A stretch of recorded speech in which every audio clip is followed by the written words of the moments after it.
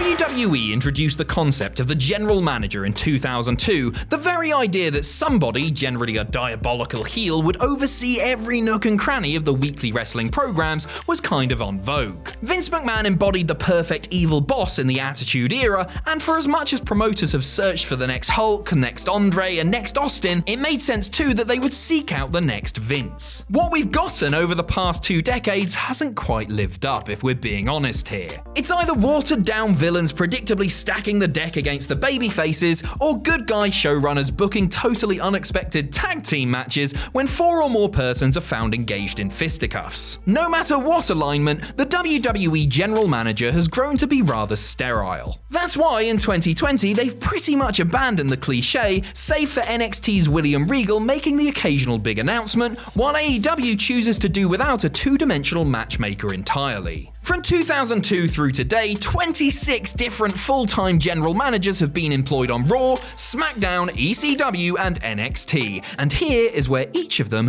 has ended up. Mason Ryan, Stevie Ray, Earthquake, Alundra Blaze, Norman Smiley, Zach Gowen, Bam Bam Bigelow, Ahmed Johnson, Torrie Wilson, Buff, Bagwell, Robert Gibson, Dave Taylor, Terry Taylor, and Godfather's Holmes.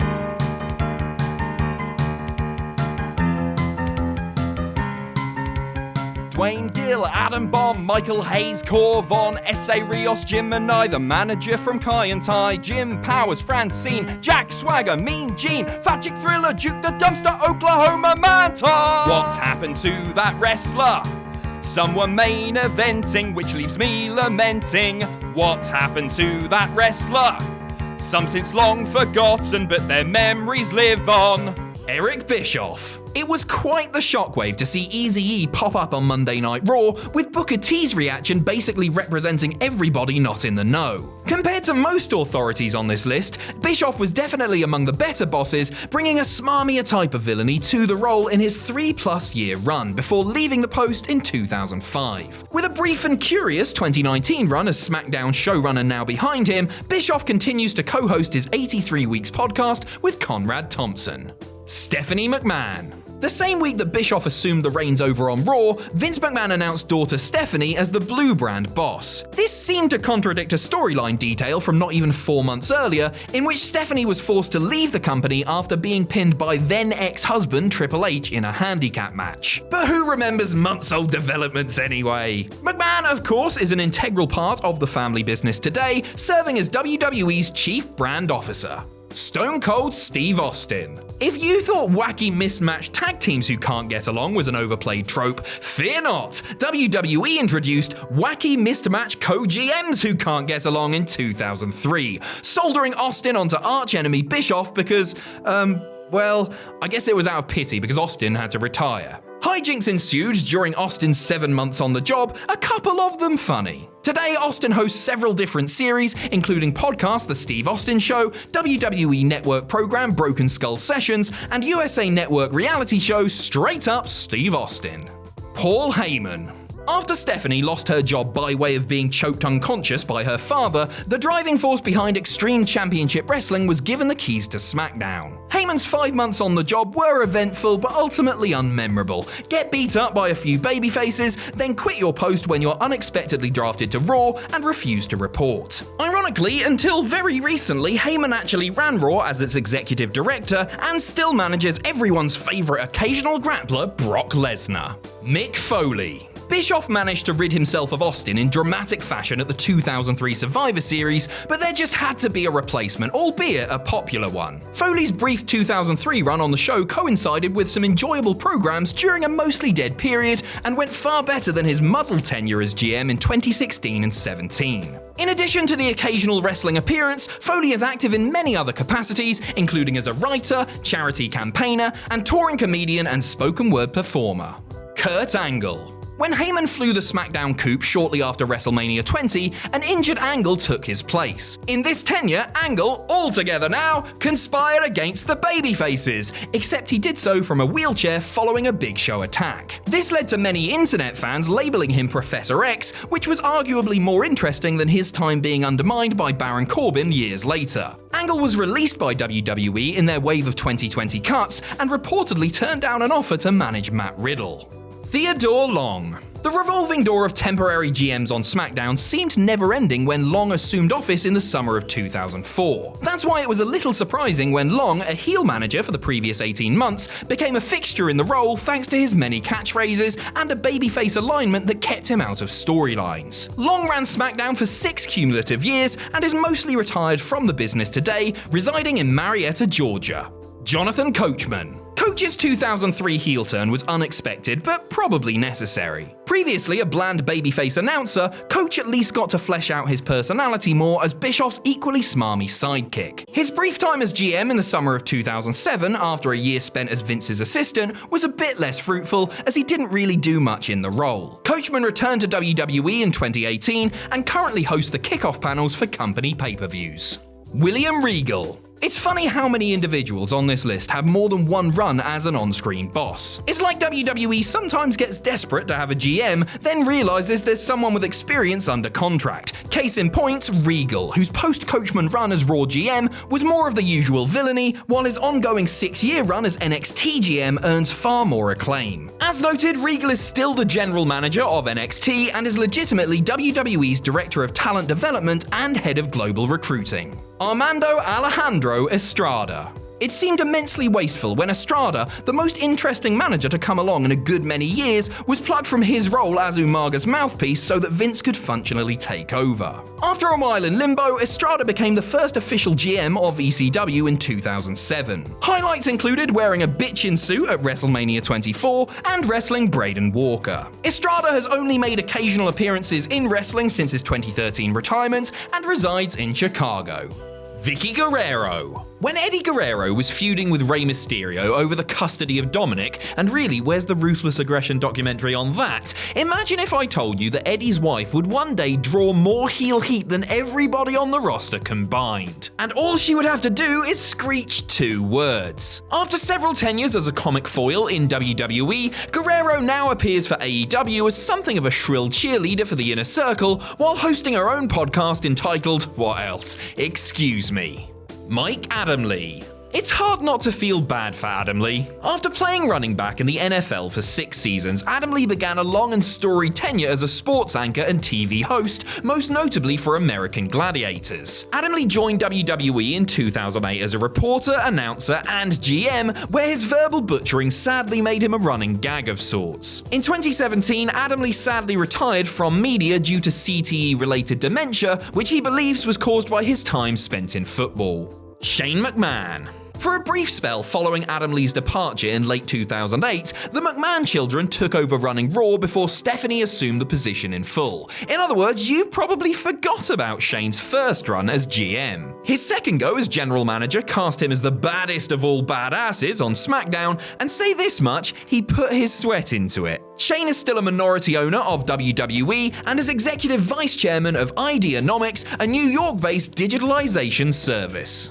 Tiffany. Following Estrada's departure from ECW and 10 months of Theodore Long running the show, Long's assistant Tiffany took over the role, running the show up until ECW went dormant in early 2010. After leaving the company later that year, she later turned up in Impact Wrestling, wrestling under her birth name of Taryn Terrell before leaving wrestling altogether in 2017. Tiffany now works as a stuntwoman for various TV series, including NCIS New Orleans and The Purge, and films such as Jurassic World.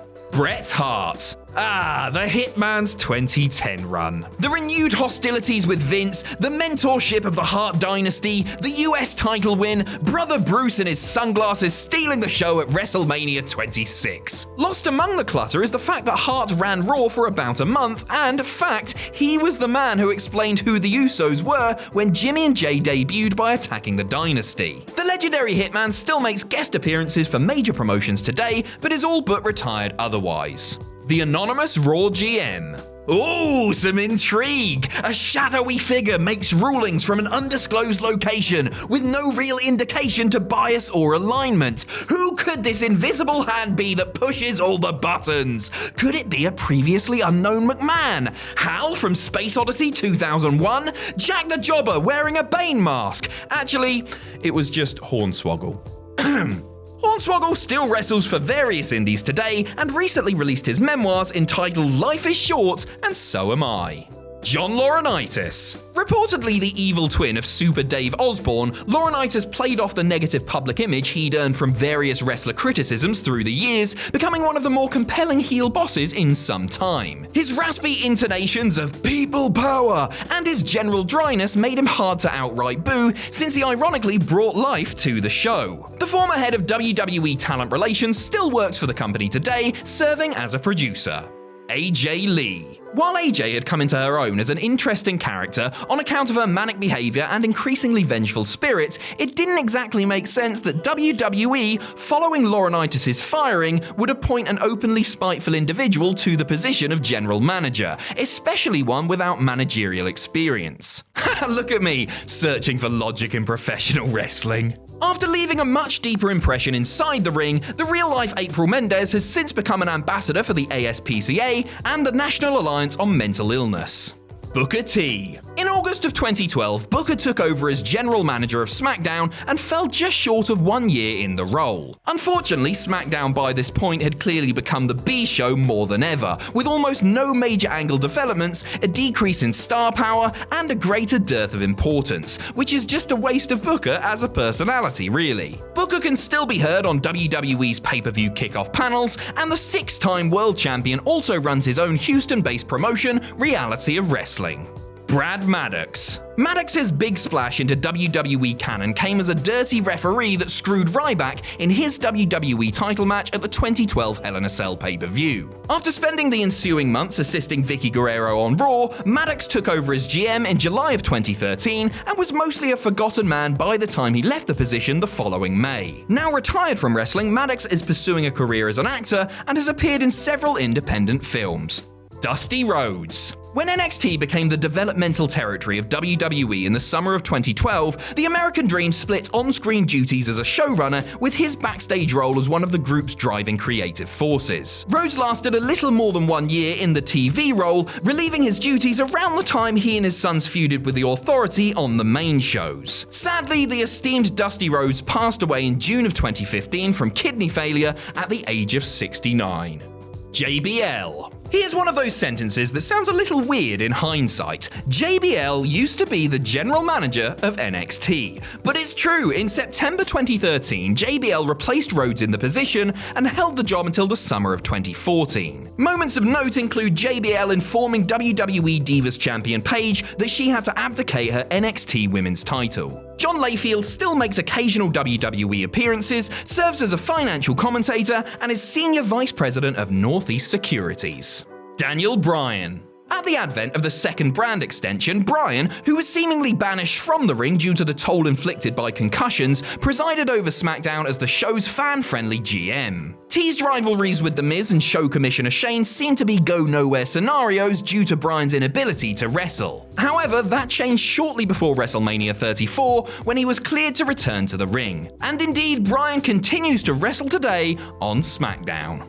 Paige. When Bryan returned to the ring, he was replaced by another forced retiree, this one due to spinal stenosis. Paige's time as general manager lasted only 8 months when the McMahons removed the position from both shows because really, the fans are in charge, right? I know, we'd almost forgotten that also. Nonetheless, Paige has done some administrative things since, mostly in and around the women's tag team title scene. She still contributes to the company today through occasional appearances and as a talking head on WWE Backstage. Johnny Saint. Can't forget about the man who calls the shots on NXT UK now, can we? In June of 2019, the ageless grappler was named general manager for the upstart NXT UK brand after previously coaching at the WWE Performance Center. Somehow, Saint managed to avoid losing his job during the Raw SmackDown sweep in late 2018, possibly because the fans don't run NXT UK, we don't know for sure. One of only 2 incumbents in this video, Saint still manages NXT UK on screen today, with his little buddy Sid Scala. Aww.